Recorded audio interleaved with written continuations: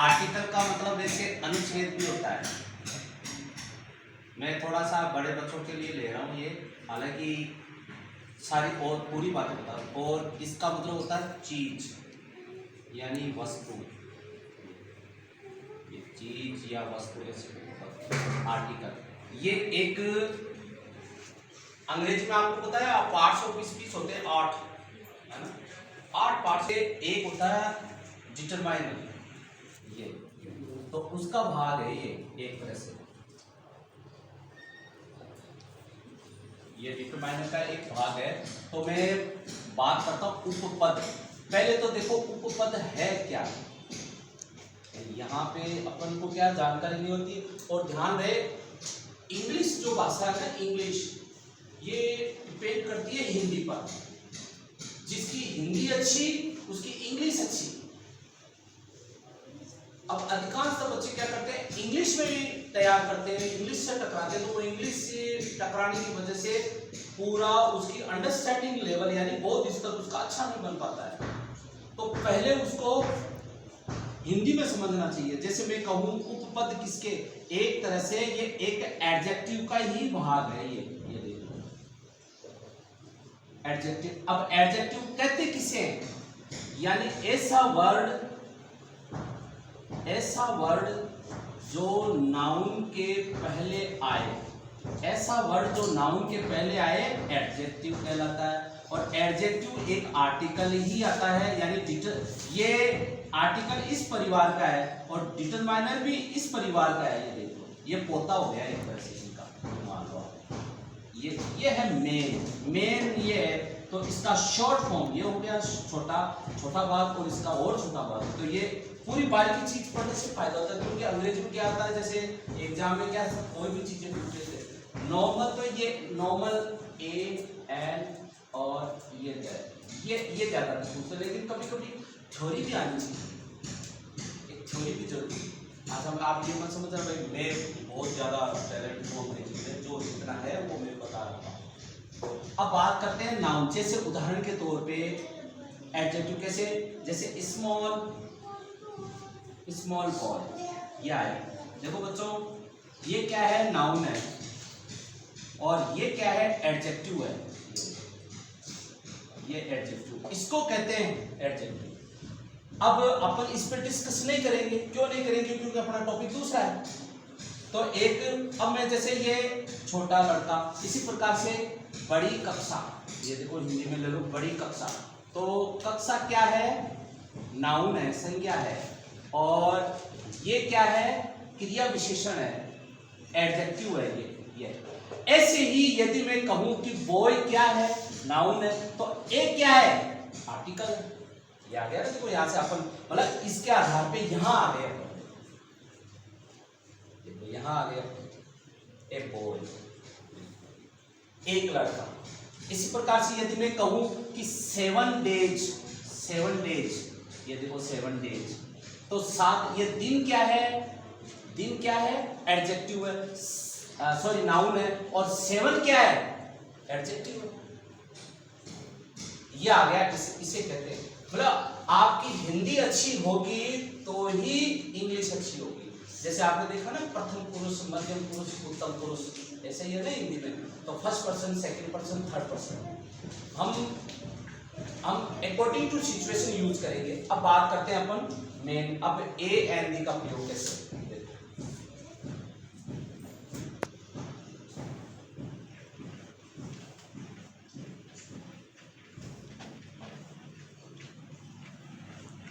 ए है ना, ए का मतलब क्या होता है, ए क्या होता है बच्चों, ए, और ये दैट भी है और डी भी है, ये बात की बात है। अब देखो A1 का शॉर्ट फॉर्म है ना, शॉर्ट फॉर्म, ये शॉर्ट फॉर्म है, ये शॉर्ट फॉर्म बोलते हैं बच्चों। इधर देखो ये फार्म नहीं है। अब इतनी तो नहीं आती जितने मैं बता रहा हूं इंग्लिश उतनी। यदि किसी स्वर के बाद आर आ जाता है, सुन रहे हो, यदि किसी स्वर के बाद आर आ जाता है तो वो जो स्वर है ना, जो आर है ना, वो साइलेंट रहता है, साइलेंट रहता है। देखो फॉर्म नहीं बोलते इसको, फॉर्म बोलते हैं। जैसे नॉर्मल, ये नॉर्मल नहीं है, ये है नॉर्मल। कभी इसको क्या बोलते हैं बच्चों?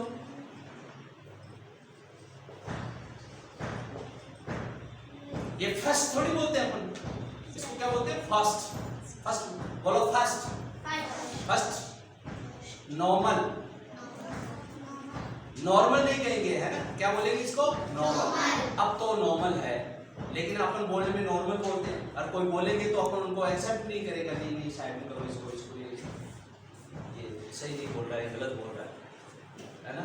अपन का क्या, वो जो मिलावटी दूध है ना, वही बचता पेट में सबके, गलत। शुद्ध दूध है तो फिर वो थोड़ा पेट में गड़बड़ कर देता है सारा, तो फिर वो नहीं, पहले वाले दूध लाओ आप, तो पहले वाले दूध पता था ना आपको, मिलावटी चाहिए है, ये जरूरी हो। तो देखो FIRS की में और फॉर्म, ये शॉर्ट देखो फॉर्म ऐसे। अब बात करते हैं अपन A and D। तो A का मतलब होता है एक, कोई भी एक, और कोई भी एक हो ना, कोई भी एक होता है, वो डेफिनेट होता है, वो डेफिनेट होता है या इंडेफिनेट होता है? डेफिनेट होता है। और द क्या है? इंडेफिनेट है, निश्चित नहीं है। डेफिनेट आर्टिकल और इंडेफिनेट आर्टिकल है। वो डेफिनेट कोई एक यानी निश्चित है वो कोई एक। अब कहां यूज करते हैं अपन? देखो डेफिनेट में, निश्चित में। आपने हिंदी में देखा होगा और इंग्लिश में देखा होगा AEIOU। ये देखो, ये क्या है? स्वर है। ये स्वर है। कितने होते हैं स्वर? 5 होते हैं ना। स्वर कितने होते हैं? 5 है ना। 5 नहीं बोलेंगे, है ना। 5 तो कितने होते हैं स्वर? 5। अब कोई ऐसे नहीं है, ऐसे मत समझना कि जहां ये अक्षर आ जाए उसी के अनुरूप चलना अपन को। भाई जो स्वर आ जाए, जो शब्द आ जाए, उसी के अनुरूप चलना। जैसे देखो बच्चों, उदाहरण के तौर पे मैं लिए चलता हूं आपको उदाहरणों की ओर कि Raman is a good boy, है ना। रमन एक अच्छा लड़का है। ये देखो, बोलो Raman is a good boy. तो ये ए हो गया, ए का मतलब एक हो गया है यहाँ पर। इसी प्रकार से दूसरा मैं ले रहा हूं कि जैसे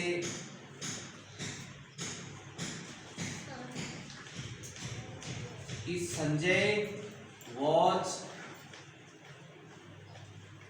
एन इंटेलिजेंट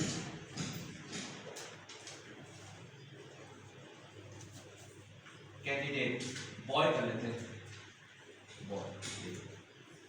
आपके अनुसार, एज के अनुसार उठा ले लेता हूं। ये देखो एन, ये आया एन। लेकिन आप ये मत समझ लो, ये मत समझना कि AEIOU आए तो ही अपन एन भरे। आप हिंदी के अनुसार चलोगे। यदि किसी नाउन, यानी यहाँ पे नाउन की बात करें अपन, तो संज्ञा है ना, संज्ञा, इसका यदि पहला अक्षर यदि ए, आ, ई, उ, ए और इस टाइप से यदि ध्वनि देता हो, है, यदि ये ध्वनि देता हो, समझ रहे बच्चों, है ना। बड़े वाले बच्चे तो समझो, जैसे 5वीं 6वीं 7वीं 8वीं वाले, छोटे को तो क्यों नहीं पता, लेकिन बड़े वाले समझो, 6वीं 7वीं 8वीं वाले। ये ध्वनि आने पर क्या आएगा? एन। जैसे उदाहरण के तौर पे अब मैं आपको पूछूंगा, जैसे मिस्टर शर्मा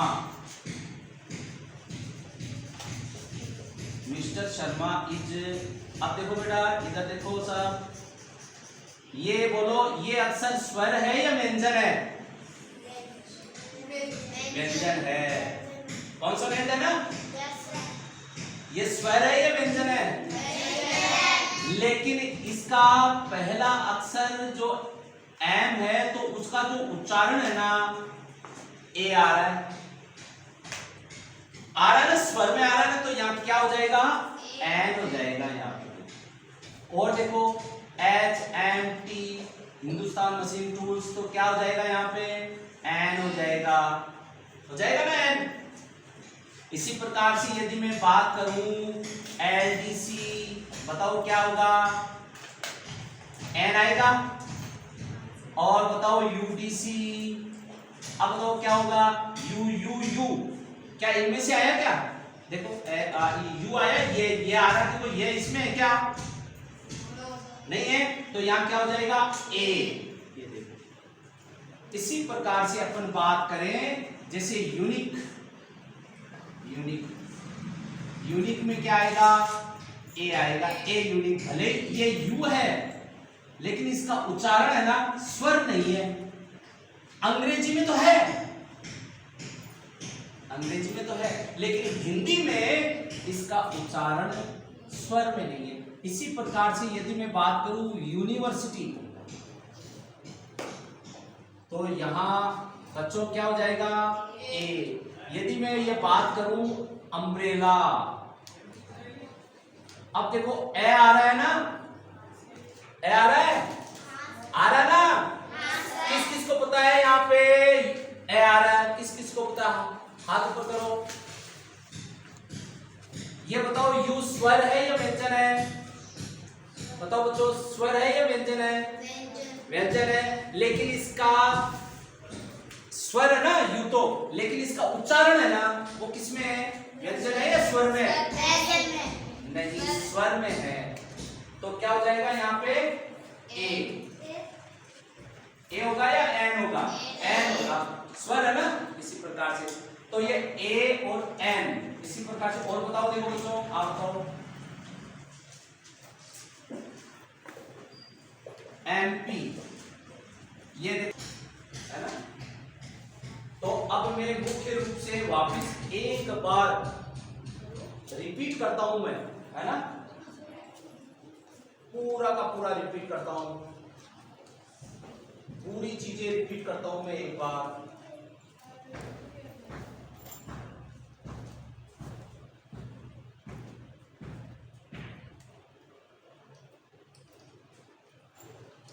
ए बॉय, जैसे a boy, a girl, a teacher,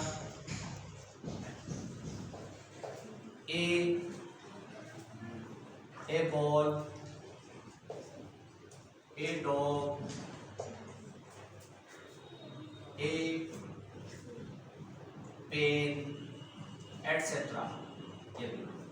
ये कोई भी हो सकता है ना, कोई भी, ये कोई भी है, देखो कोई भी, ए की बात करें, ये ए है ना। फिर इसी प्रकार से जैसे मैं एन की बात करूं तो एन इंपॉर्ट, चाय की दवा, एन इंपॉर्टेंट, एक महत्वपूर्ण, आगे इसी प्रकार से एन अम्ब्रेला, इसी प्रकार से एन इश्यू,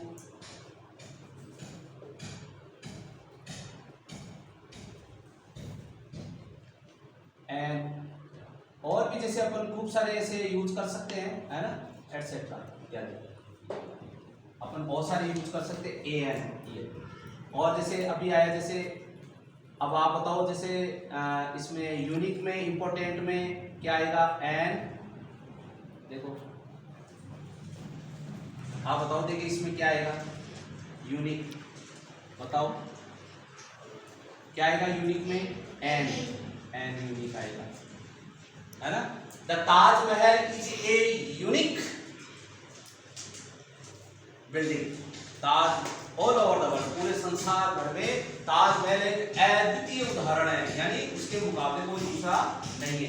एक बच्चों, मैंने एक चीज बीच में आपको एक और बताऊं, देखो इसमें नोट करना, देखिए बता रहा हूं बच्चों क्या है, देखिए क्या पूछ रहा हूं इसमें।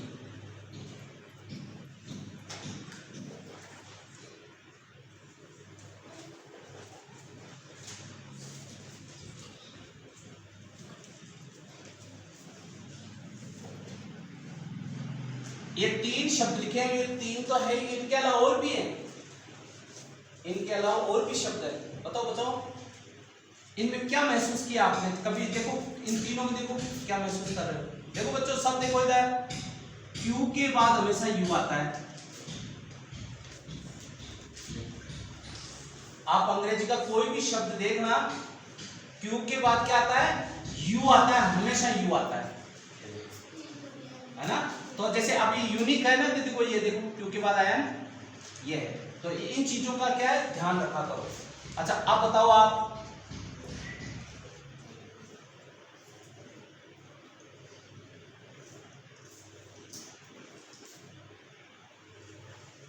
इसमें बताओ क्या होगा एलडीसी में? चलो ए आएगा या एन आएगा? एल आया, देखो एल, ए आया, एन आएगा, क्या आएगा? एन आएगा। और मान लो जैसे एन, यदि एनपी हो तो एन एनपी। अब कोई बता सकता है कि यहां मैंने एन लिखा है तो क्यों लिखा है? चलो बताओ, खड़े होकर बताओ कि मैंने एन क्यों लिखा, किसको पता है, या मैंने एन क्यों लिखा? देखो बता दो, गलत हो जाए कोई दिक्कत नहीं। हाँ बोलो बेटा। क्योंकि सर वहां पे ए है, ए इसका जो अक्षर का, इस सर अक्षर का पहला अक्षर ध्वनि में क्या आता है? ए आता है ना, एन। तो एन में क्या हुआ, ए जो अक्षर है ना वो किस में आ रहा है? ध्वनि में आ रहा है ना, यही बताना चाहते हो। तो ये है ए और एन की बात चल रही है अपने, ए और एन। अब आप खुद ही देखना, बहुत सारे, अब मैं एक साथ उदाहरण बताऊंगा तो ज्यादा और आपके समझ में आ जाएगा। जैसे उदाहरण, बैठो, यदि मैं इसको ऐसे कर दूं तो लोअर डिवीजन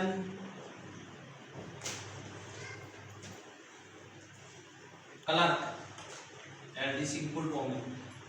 अब ये लोअर डिवीजन है, ये लोअर है, यहाँ पे लोअर है, लोअर है, न कि एल है। तो अब क्या हो जाएगा? ए हो जाएगा। देखो सिचुएशन चेंज हो जाएगी। इसका मतलब क्या हुआ, एक बड़ा बच्चों अंग्रेजी में ध्यान रखना एक बात, इंग्लिश में ये कहीं से मैंने कोई कॉपी नहीं की है, मैंने कोई इमिटेशन नहीं की है।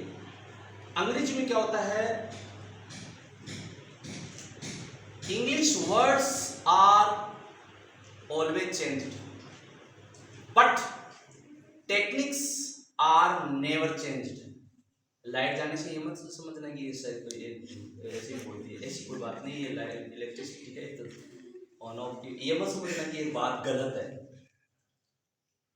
अंग्रेजी में क्या होता है, तकनीकियां, टेक्निक्स कभी चेंज नहीं होती है, लेकिन उसकी जगह वर्ड्स चेंज हो जाएगा। जैसे मैं एज, ए है ना, ए की जगह एन हो जाएगा, दे हो जाएगा। बॉय की जगह गर्ल हो जाएगा, सिस्टर हो जाएगा, ब्रदर हो जाएगा, अंकल हो जाएगा। ये शब्द बदल जाते हैं लेकिन तरीके नहीं बदलते अंग्रेजी में। और यही राज होता है इंग्लिश के पेपर में। टोटल आप देखो ना तो 70 और 75 रूल्स काम करते हैं, ज्यादा नहीं, 70-75 रूल्स होते हैं। यदि इन बच्चों को मीनिंग आए और इन बच्चों को ये यदि टीच कराया जाए ना, तो छोटे से बच्चा भी इंग्लिश बोल सकता है, लिख सकता है, समझ सकता है। और देखो फिर जितनी ज्यादा हाई लेवल की इंग्लिश आती है तो उसको वर्ड पावर अपना बढ़ाना पड़ेगा, वोकैबुलरी बढ़ानी पड़ती है, वो तो सिचुएशन के हिसाब से होता है। अब ये ए और एन इसकी बात हो गई। अब मैं द की बात कर रहा हूं, द या दी है। अब फिर इन तीनों का उदाहरण मैं एक साथ लिखूंगा। कभी इसको तो बोलते हैं द और कभी बोलते हैं दी, यही है सबसे बड़ा क्वेश्चन है ना। देखा आपने, कभी इसको द बोलते हैं, कभी दी बोलते हैं, ये क्यों होता है? सुपरलेटिव डिग्री में हमेशा ही दी बोलते हैं, उसका तो ये रूल्स है। ये देखो जो सुपरलेटिव डिग्री है ना, सुपरलेटिव डिग्री में दी का ही प्रयोग होता है, उसके अंदर कोई रूल्स काम नहीं करेगा इसमें। देखो ये कंफर्म समझो आप। सुन रहे हो बच्चों? अरे सुन रहे हो ना? Are you listening to me? सुन रहे हो आप? तो सुपरलेटिव डिग्री में है। अब रही बात कहां कहां यूज होता है, देखो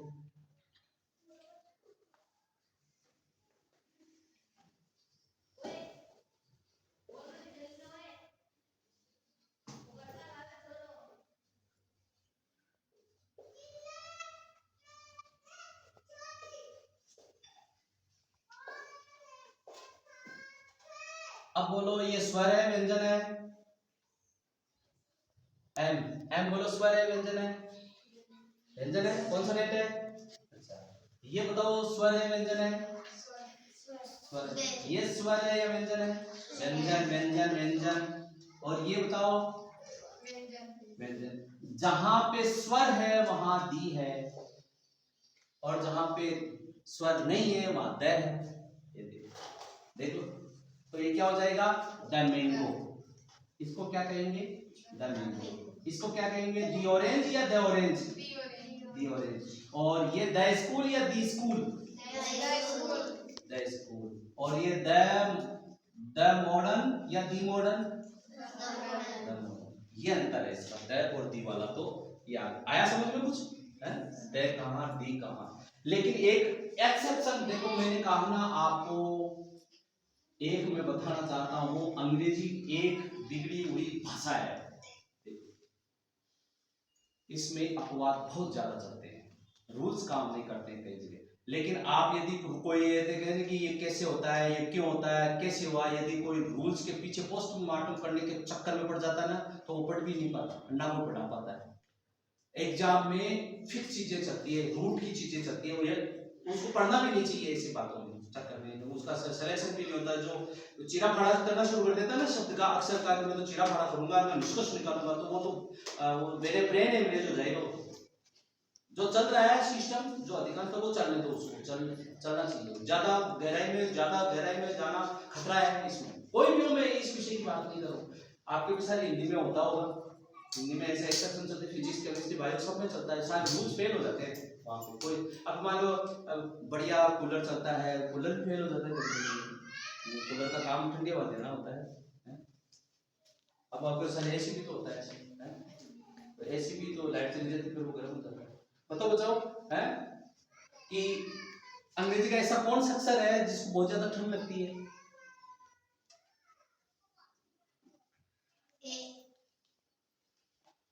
नहीं, वाई आई बी, ऐसी के बीच में फंसा हुआ है बी,